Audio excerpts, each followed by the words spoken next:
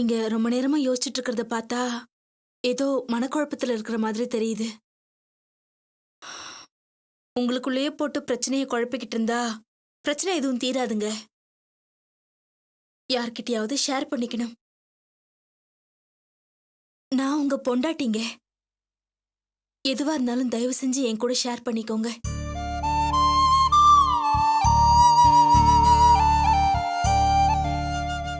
நான் உங்ககிட்ட வேற எதுவும் எதிர்பார்க்கலங்க. உங்க சுகதுக்கத்துல பங்கெடுத்துக்கிற ஒரு நல்ல மனைவியே என்னை ஏத்துக்கிட்டாலே போதும். நீங்க இப்படி தனியாவே மண்டை பிச்சுக்கிட்டு யோசிச்சுட்டு இருக்கிறத பார்த்தா எனக்கு தாங்கலங்க. உங்க பிரச்சனை என்னன்னு என்கிட்ட சொன்னீங்கன்னா உங்களுக்கும் ஆறுதலா இருக்கும், எனக்கும் ஏதாவது யோசனை சொல்ல முடியுமான்னு தோணும். சொல்லுங்க, என்ன பிரச்சனை?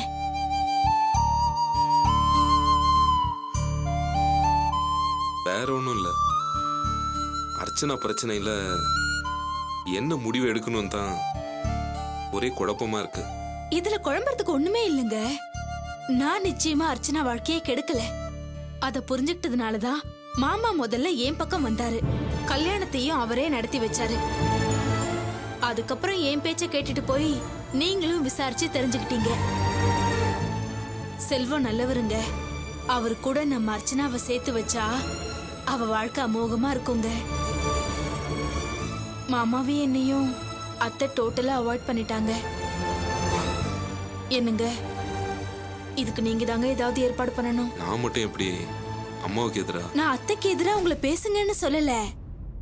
அத்தைக்கு எப்படியாவது யதார்த்தத்தை புரிய வச்சு அர்ச்சனாவை நல்லபடியா புருஷன் வீட்டுல வாழ வைங்கன்னு சொல்றேன்.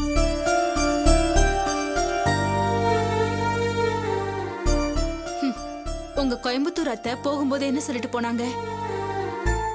இனிமே இந்த குடும்பத்தோட நல்லது கெட்டது எல்லாத்தையுமே அப்பா அம்மா ஸ்தானத்துல இருந்து நீங்க தான் செய்யணும்னு சொல்லிட்டு போனாங்கல்ல. இன்னும் எத்தனை காலத்துக்கு அத்தை அர்ச்சனாவை கூடவே வச்சு பாத்துக்க போறாங்க? அர்ச்சனாவும் ஒரு பொண்ணு தானங்க. சராசரி பொண்ணுக்கு இருக்கிற எல்லா ஆசா பாசமும் அவளுக்கும் இருக்கும் இல்ல. தாலி கட்டிக்கிட்டு புருஷனை பிரிஞ்சு வாழற பொண்ணோட வேதனை என்னன்னு அனுபவபூர்வமா தெரிஞ்சவங்க நானு. எனக்கு அர்ச்சனாவோட நிலைமை நல்லா தெரியுங்க. நீங்க நினைக்கிற மாதிரி நான் என்ன நினைச்ச அந்த வார்த்தையை சொல்லலங்க. அர்ச்சனா அந்த மாதிரி ஒரு கொடுமையான வாழ்க்கையை வாழ்ந்துட்டு இருக்கான்னு தான் சொல்றேன். இத்தனை நாள் நான் இந்த வீட்டுல இருந்தாலும் ஏதோ தனி உலகத்துல வாழ்ற மாதிரி தான் ஒரு ஃபீலிங்ல வாழ்ந்துகிட்டு இருந்தேன். ஆனா எனக்கு சப்போர்ட்டா நீங்க அத்தை கிட்ட பேசினப்போ இந்த உலகமே எனக்கு கீழே இருக்கிறதா நினைச்சு சந்தோஷப்பட்டேங்க. அர்ச்சனாவும் அந்த மாதிரி தனிமையில தான் வாழ்ந்துகிட்டு இருக்கா. அவளுக்கு சந்தோஷம் கிடைக்கணும்னா அவளை எப்படியாவது அவ புருஷன் கூட சேர்ந்து வாழ வைக்கணுங்க. சரி, பால் ஆறிட போது குடிங்க. எடுத்துக்கொடு.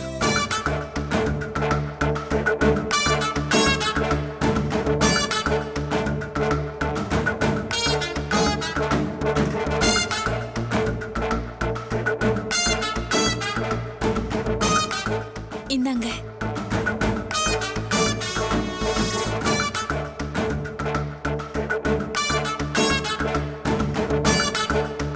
நீ போய் தூங்கு போ.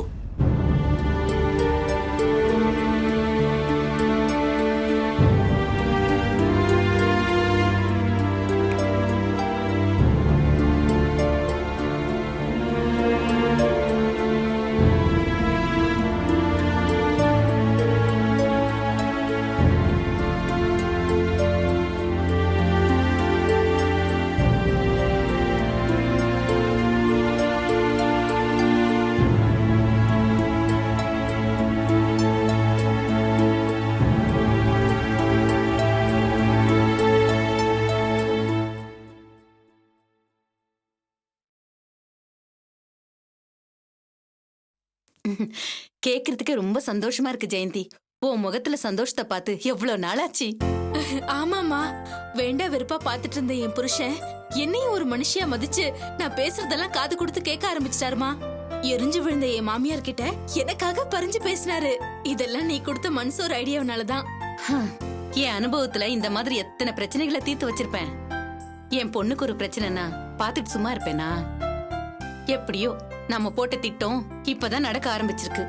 நீ உன் புருஷனோட சந்தோஷமா இருந்தா அதுவே போதும்.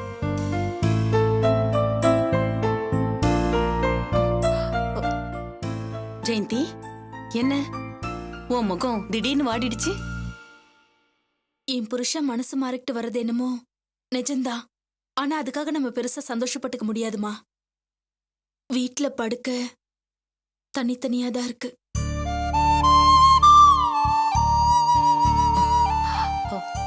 படுக்கைக்கு நடுவுல இடைவெளி இருக்குன்னு நீ கவலைப்படாத.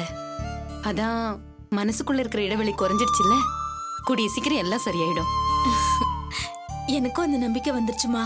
ஆனா அம்மா, என் பேச்ச கேட்டு அர்ச்சனா புருஷன் வீட்டுக்கு அனுப்பி வச்சுட்டா என்னம்மா பண்றது? அத நினைச்சாதான் எனக்கு ரொம்ப வருத்தமா இருக்கு. ஜெயந்தி, நீ கவலைப்படாத. நீ உன் புருஷன்கிட்ட எவ்வளவு ஸ்ட்ராங்கா டிராமா பண்ண முடியுமோ அவ்வளவு ஸ்ட்ராங்கா டிராமா பண்ணி நீ உன் புருஷனோட சந்தோஷமா இரு. நான் என்ன இங்க கண்ணை கட்டிக்கிட்ட உட்காந்துட்டு இருக்கேன்? நான் அந்த அர்ச்சனாவை சந்தோஷமா வாழ விட மாட்டேன். சரிம்மா, எனக்கு டைம் ஆயிடுச்சு, நான் கிளம்புறேன். சரி, வரேம்மா.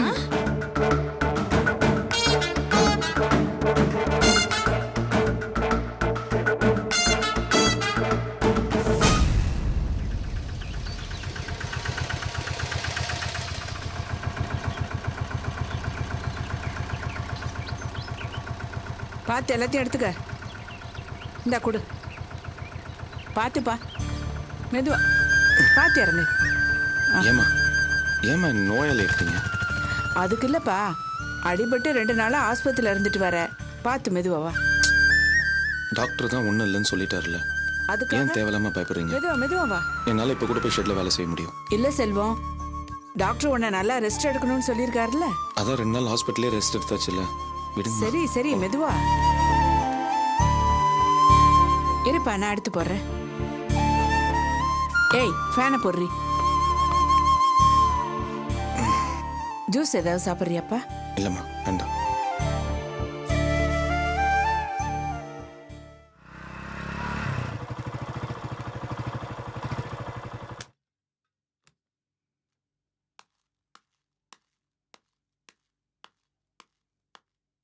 இந்தாப்பா செல்வம், தண்ணி குடி.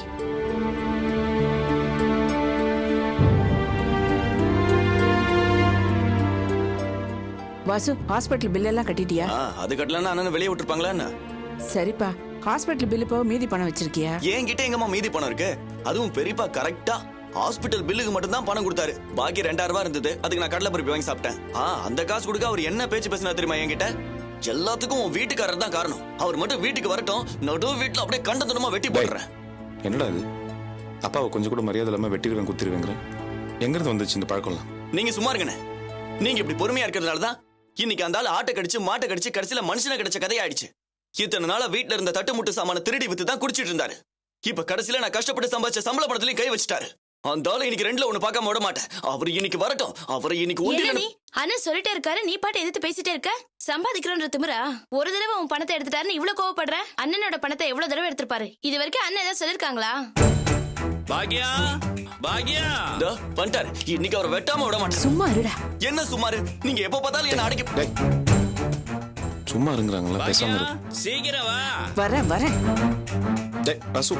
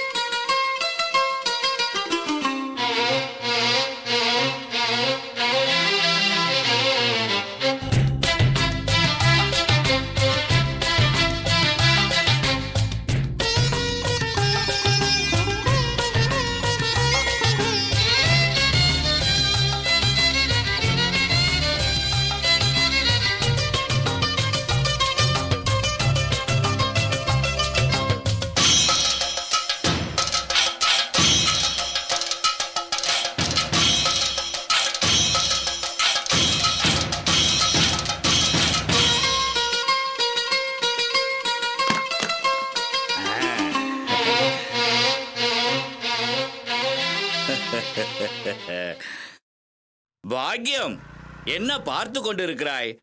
அருகே வந்து இந்த சாமிக்கு பாத பூஜை செய்து தக்க மரியாதையுடன் அழைத்துச் செல். சாமியா நீயா? சீ, வாடா உள்ள வா செல்வம், வாடி. என்ன போகிறாய்? போ போ. இந்த சாமியின் காலில் விழுந்து ஆசீர்வாதத்தை பெற்றுக்கொள்ளும் தகுதியை நீ இழந்து விட்டாய். பரவாயில்லை, யாமே வருகிறோம்.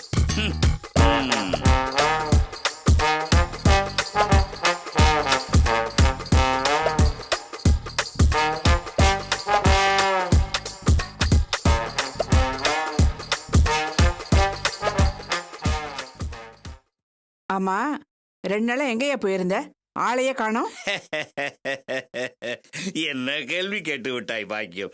என்னுடைய இந்த திருக்கோலத்தை கண்டு கூட உன்னுடைய சிற்றறிவுக்கு எட்டவில்லை அல்லவா? இங்க யாருக்கும் எட்டல. உங்க திருவாயை மலர்ந்து நீங்களே சொல்லுங்க. நன்று கூறினாய் மகனே, மிக நன்று கூறினாய்.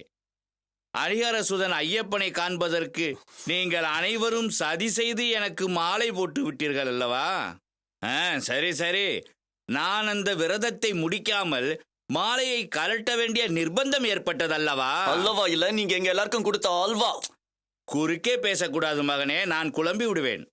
அதில் என்ன சிக்கல் என்றால், நான் விரதத்தை சரியாக முடிக்காத காரணத்தால் தான் நம் திருமகன் செல்வத்தின் திருமணத்தில் பல இடையூறுகளும் தடைகளும் ஏற்பட்டு விட்டதென்று ஆன்றோர்களும் சான்றோர்களும் பகரிடார்கள்.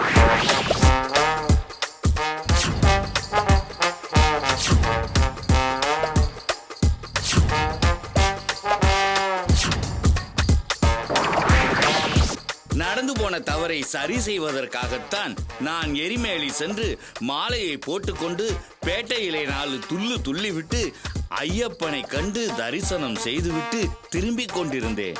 வருகின்ற வழியில் என் திருமகன் செல்வத்திற்கு ஏதோ இடர்பாடுகள் ஏற்பட்டதாக என் 7வது ஞான திருஷ்டியில் தெரிந்தது.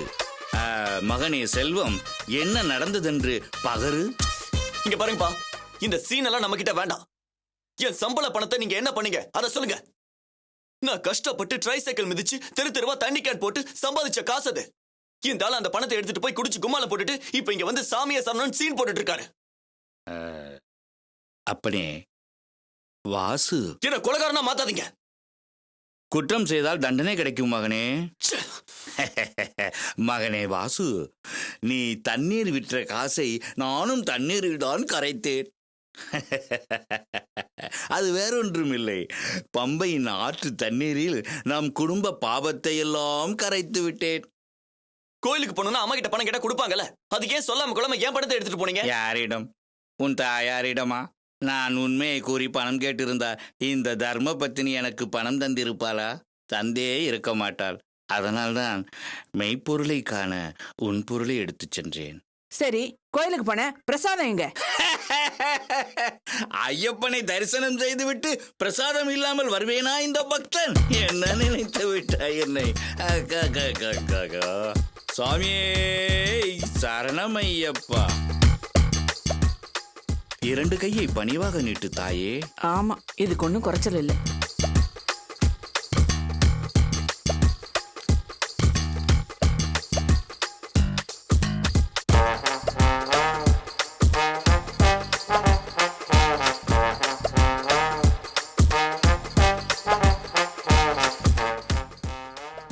என்னையா அது?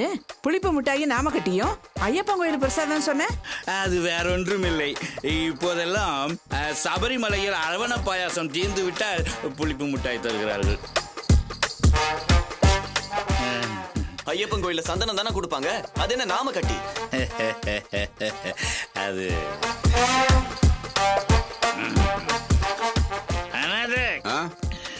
நல்ல கமகமன்னு வாசனை உள்ள மாதிரி சந்தன கட்டி 4 கூட. சந்தன கட்டி இல்லையா, நாம கட்டி தான் இருக்கு. நாம கட்டியா? பரவாயில்ல, அதுல ஒரு 4 கட்டு. அறியும் சிவனும் ஒண்ணு, அறியாதவன் வாயிலே மண்ணு என்பார்கள். அது பழமொழி. அந்த இருவரின் பிள்ளைதானே ஐயப்பன். அதுதான் நாம கட்டி பிரசாதம் தந்தார்கள். சரி, நீங்க மட்டும் தான் போனீங்களா இல்ல உங்க கூட யாராவது குருசாமி வந்தாங்களா? நிறைய, அங்கு மலையேறிய குருசாமிகள் நிறைய பேர் எனக்கு வழிகாட்டினார்கள். அவர்கள் தயவால் நானும் சென்று தரிசனம் செய்தேன். அப்புறம் நீங்க பாட்டுக்கு எங்க சரி விடுற.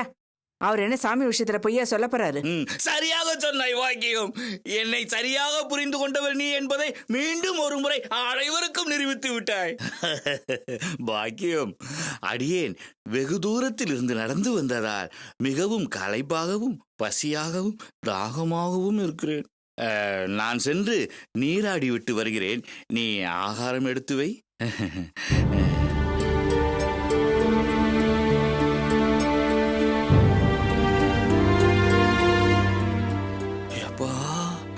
பெத்த பிள்ளைங்களை சமாளிக்கிறதுக்கு எப்படி போய் சொல்ல வேண்டியிருக்கு. நல்ல வேலை பாடம் பண்ணிட்டு வந்ததை அப்படியே ஒப்பிச்சு நடப்போங்க. அவனுக்கு இல்லாடி தண்ணி.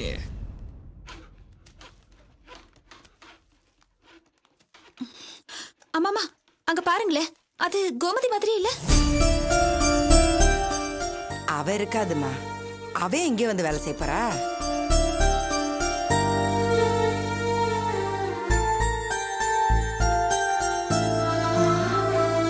ஆமா, கோமதியே தான். கோமதி,